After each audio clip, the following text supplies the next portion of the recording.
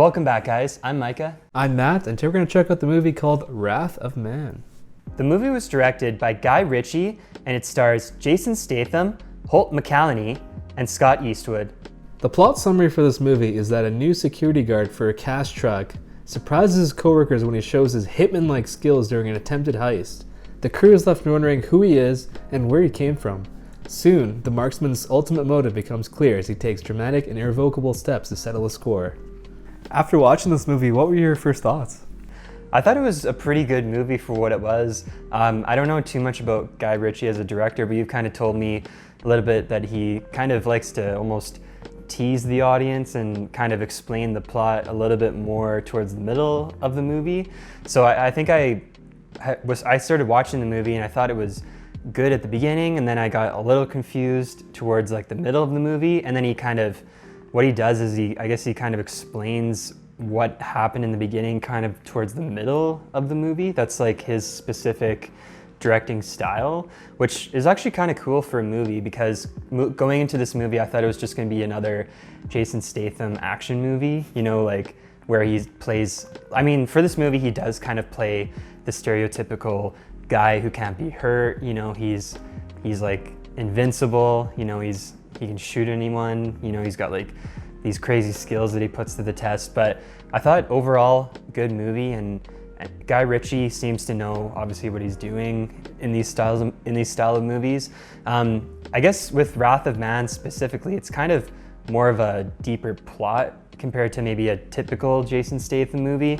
So I guess basically, I don't know about yourself, but I was really confused, like I kind of mentioned at the beginning of the movie, kind of trying to figure out what this character of Jason Statham was doing. So basically his character's name was H, and he joins this security company, but we have no clue why he was doing it. And then kind of towards the middle of the movie, you start to realize the motives for why he joined this company, because I guess almost in the beginning, they tell him you need to get a 70% score to, I guess, join the security company and do what you need to do, and he barely makes it, which was kind of suspect, because I was thinking, okay, he's gonna just destroy everything. And I guess it was almost like a choice that he made to maybe think that, maybe kind of show people that he wasn't as dangerous as he really is. By choice. By choice. So what are you doing with this lady? By choice. By choice. What did you think of the movie? I agree with what you said. I think it was definitely heavily influenced by Guy Ritchie. Like, you can tell his style was out in full force.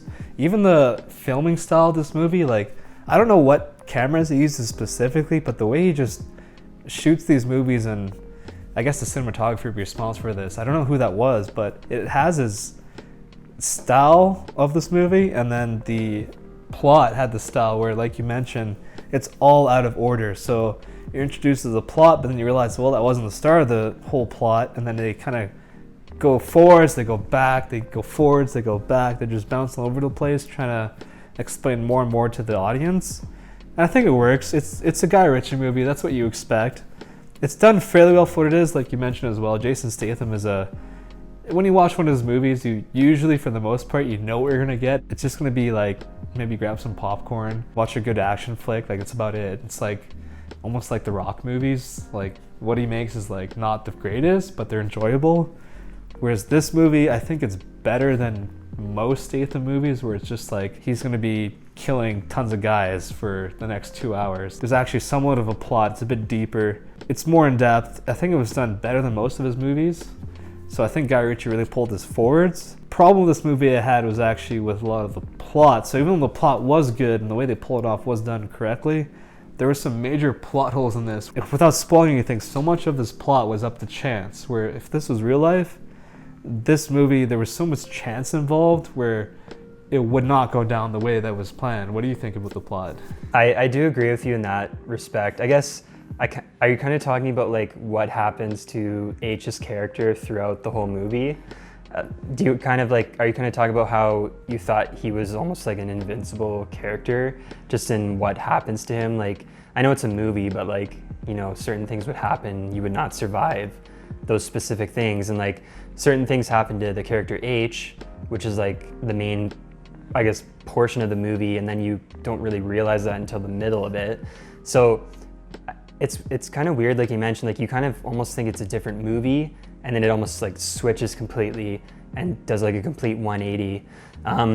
Yeah, I mean, the other thing, I agree with you on that specific part, but the other thing that kind of annoyed me about this movie was, I know like Jason Statham is like known just for his like, he plays these badass characters, like nothing can hurt him, but I wish that he would have like a little bit of emotion. Like I know he's trying to be like this like brooding character and stuff, but like I don't even remember him like even moving his mouth really that much throughout the whole movie. Like I know that's specifically what he's probably paid to do, is be like brooding and dark and stuff like that, but it's like, maybe, do you think this movie could have benefited from like a little bit of humor? I don't know. I think any movie can benefit from some humor. This one, I don't think it was trying to be funny at all. It was trying to be a very serious movie the whole time through. So I think maybe that was the acting direction they went, where it's okay, you're like this top level. I'm not sure what his like real job was in the movie. I think he was just a boss, like a boss of this group of hitmen or something. Or I thought he was an assassin to begin with. Yeah, I don't remember what, like he was part of some maybe special forces back in the day, but it's not a spoiler, they explain this pretty early. I think even early on in the movie, like you don't even know what he's doing. Like even in the portion where they're like, okay, he works for this company called Fortico, but you don't know why he's working for this company, and he's like, he barely talks to anyone, he's trying to find information on this company. And then yeah, he's with his son, and then basically what happens is he goes to get a burrito or something, and then just by chance, he's doing a job for his guys. His guys were trying to do a hit on a cash truck, and he went there like, oh, this one of the guy was supposed to call the shots and be like, okay, the cash truck's going this way on the street, you guys need to block it off here. That guy got into an accident, so he couldn't do it, so they called up Jason Statham's character H, and they said, hey, we don't have a guy, can you please just go and call the shots like on this cash truck? But then at the same time he's doing this, there was another crew that planned to rob that same truck, so they actually intercepted that truck before H's team could actually get the money. You mentioned that you thought some of the acting was questionable. Can you elaborate on that a bit? I think there's members of the security team called Fortico. I think you might agree with me on this. There's a few subject acting roles in that. Like, I don't know, just like the way they delivered their lines. Like, I don't know what it was. Like, even for that character named Bullet, I found like even the beginning of the movie, the way he delivered his lines was really weird. I think they were like, maybe it was Guy Ritchie trying to make it that specific way. Then there's like other characters within Fortico, the security team, who, yeah, they weren't the greatest. And I mean, even that one guy who he almost acted like he was a tough badass, and then, you know, he ends up having to get into some trouble and he almost like runs away. I don't know, I feel like there was a lot of those guys within Fortico who acted really tough, and then when it like came down to it, they didn't do too much. But I mean, I don't even recognize too many of the actors within that Fortico security team. And then there was like a couple other actors within this other group, and they were a little subject. But I think that within this movie, it doesn't really call for too great of an acting performance. So maybe they just wanted guys that could just act tough. Like they look tough on the screen, but their acting performances aren't great. I mean, even with Jason Statham, you know what you're getting, like you mentioned. Like, he's not gonna be like wowing you with his acting. He's not gonna be like Leonardo DiCaprio or Brad Pitt. He's just known as the acting, or the action actor. You know, like, I haven't seen him in any like really other movies compared to that, have you? No, definitely haven't. I think you're right that this movie, there wasn't any major actors other than Statham. Although we did watch the movie Censor recently, who starred Neve Alger, who was also in this movie as one of the security guards. So she was, I guess, the other one that we knew. But other than her and Jason Statham, I don't think we knew anybody. I want to know what the budget for this movie is. It's probably like, maybe not super small, but maybe mid-tier budget. They paid most to Jason Statham. He took 90% of the budget. Well, there was also Scott Eastwood, but the only other movie I've seen him in was Gran Torino. I think he's like a fairly decent actor for what it is. I mean, he's not gonna be like headlining any major movies or anything, but A credit to him that he actually pulled it off, being this unlikable guy.